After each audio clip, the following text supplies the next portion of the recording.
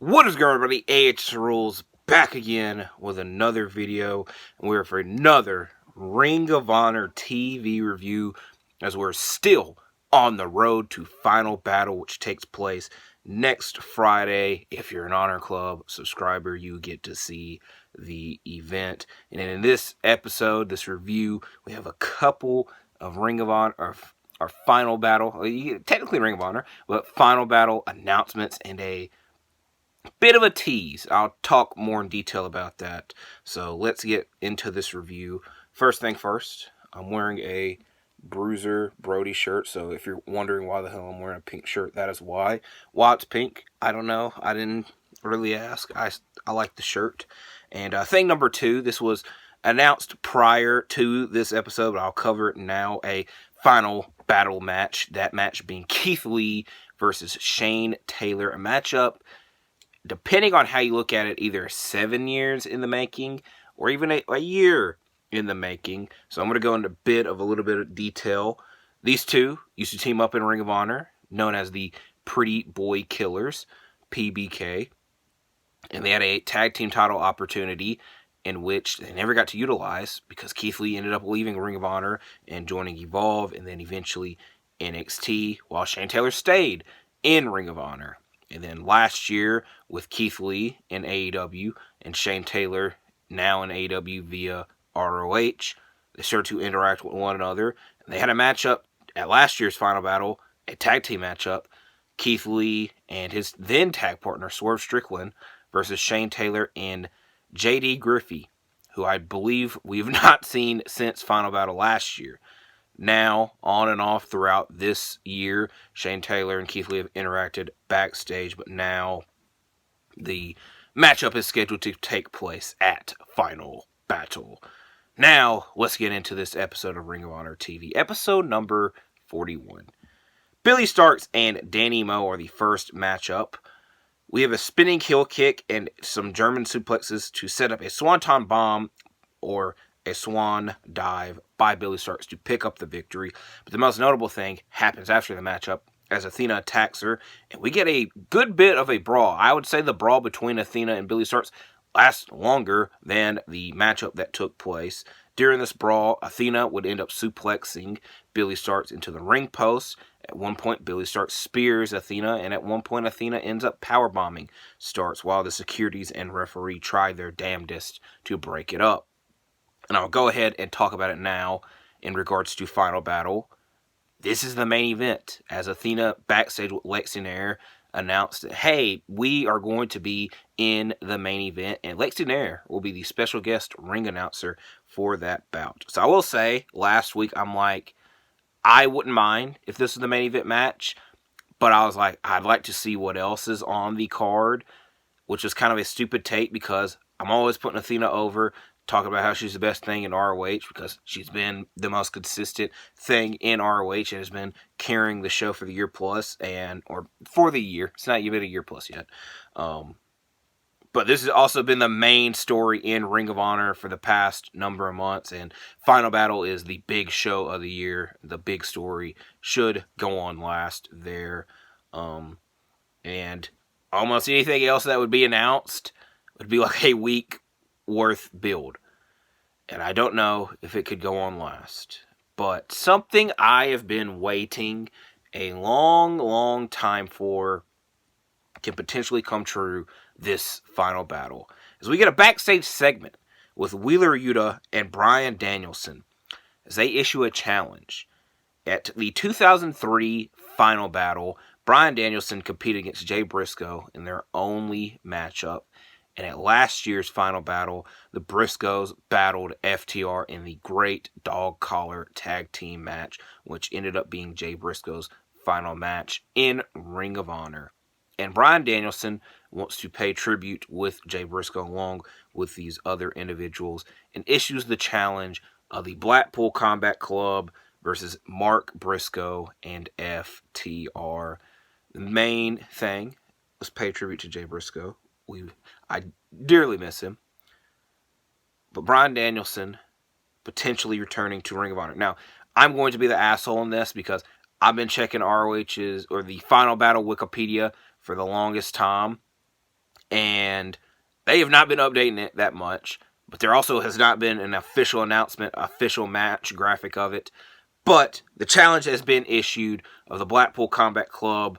I would imagine Claudio is the other member, because John Moxley doesn't compete in Ring of Honor. Claudio, former Ring of Honor World Champion, but Claudio, Wheeler Yuta, and Bryan Danielson, who, again, been waiting a long, long time for him to return to ROH, versus Mark Briscoe and FTR. So we'll see if this comes to fruition. Next is a random matchup that I will complain about. Johnny TV versus Dalton Castle. I'll hold my complaint for now. Johnny hits a running shooting star press for a 2 count. Then Castle gets fired up after the boys hype him up. And then Johnny tries to dive onto all 3, but they all move out of the way. This prompts Taya Valkyrie to come out, and she takes out the boys. And then Johnny misses a Starship Paint attempt, and then Kiera Hogan comes out to take care of Taya Valkyrie, but you wouldn't get to see it all because Dalton Castle hits the bangarang and wins the matchup.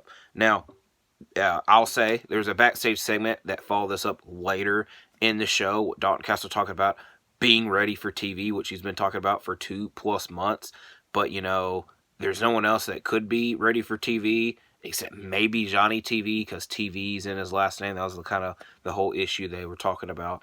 But anyways, my complaint with the match was, it was very, very slow in the beginning and not much happened. And then lots and lots of run-ins overshadowed the things that actually happened in the match. I have no clue why the hell Kiera Hogan would get involved in this. I don't know what the hell that's going to set up. And I felt it kind of took away from this matchup. But I believe these two will probably cross paths at some point in the future. And hopefully have a better matchup. Next matchup is Rachel Ellering versus Nikki Victory. Layla Hirsch and Maria Kanellis accompany Rachel Ellering to the ring.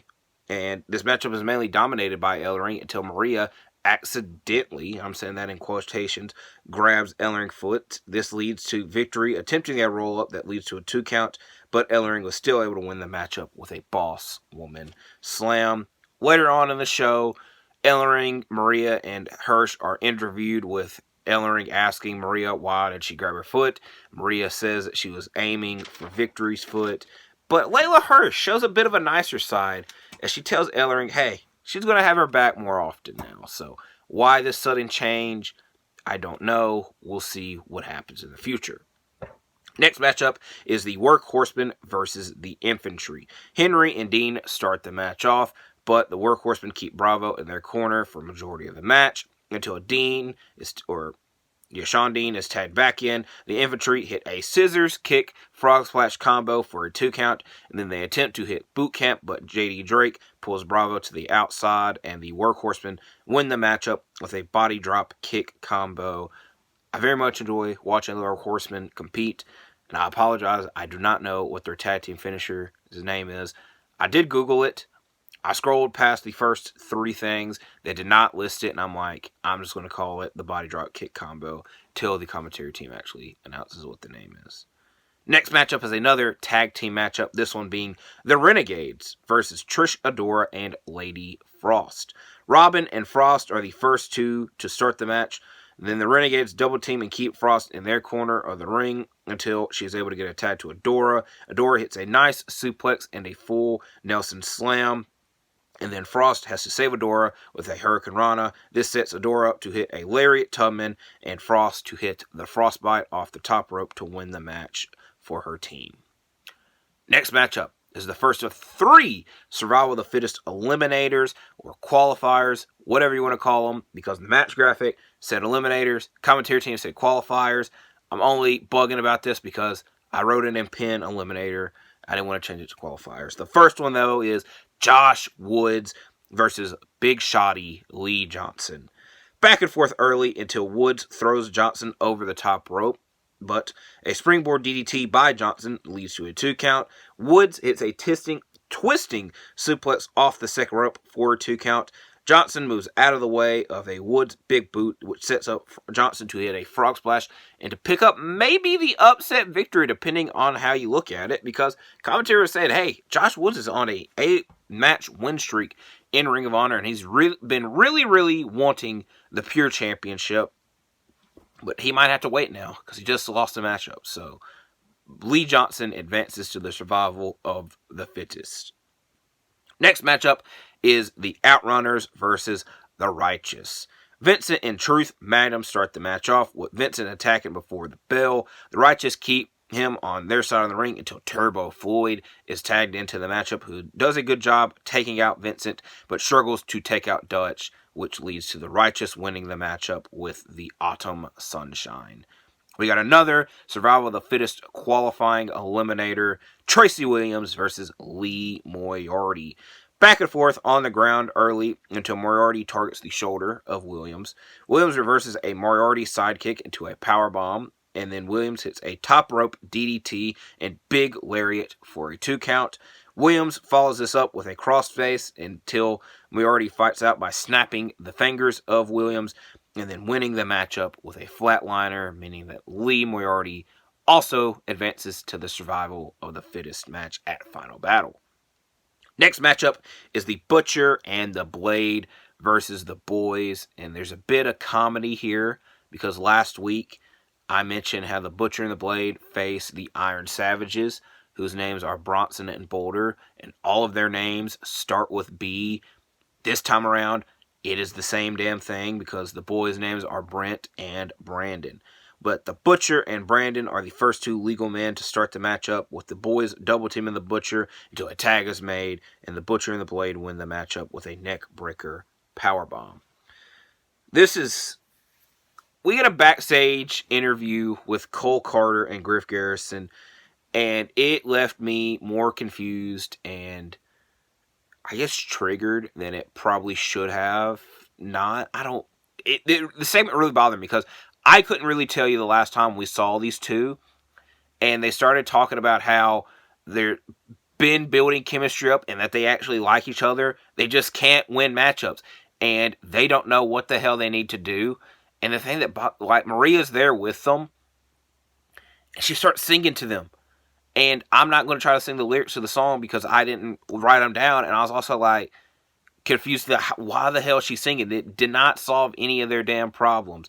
So this really did bother the hell out of me. Also, at one point in this interview, Cole Carter has mentioned this has been going on for 4 months. Why? I don't know why.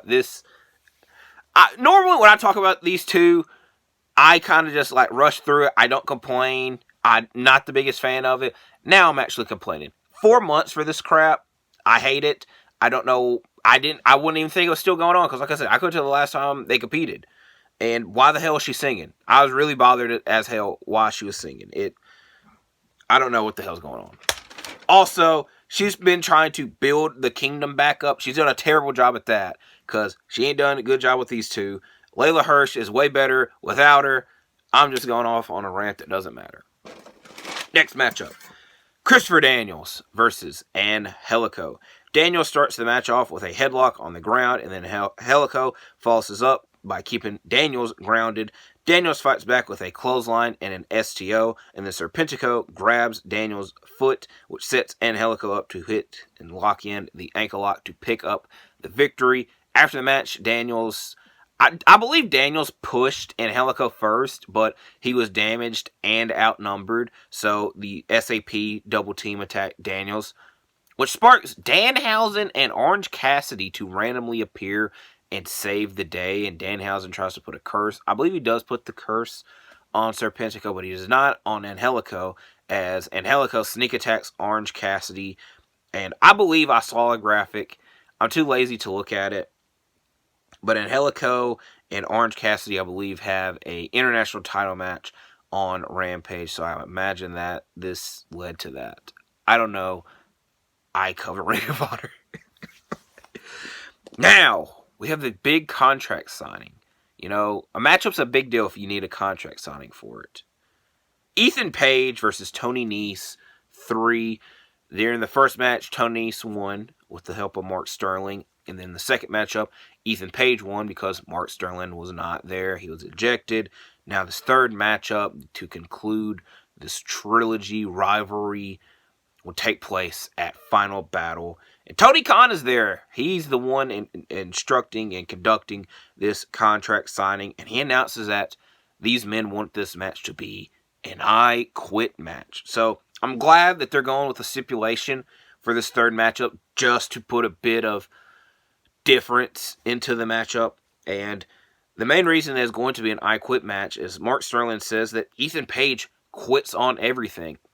He quits on his tag team partners, and he quits on his vlogs. I believe he said he quits on something else. He also fat-shamed Ethan Page, which I don't know why he would, because he's not fat anymore. It doesn't really matter.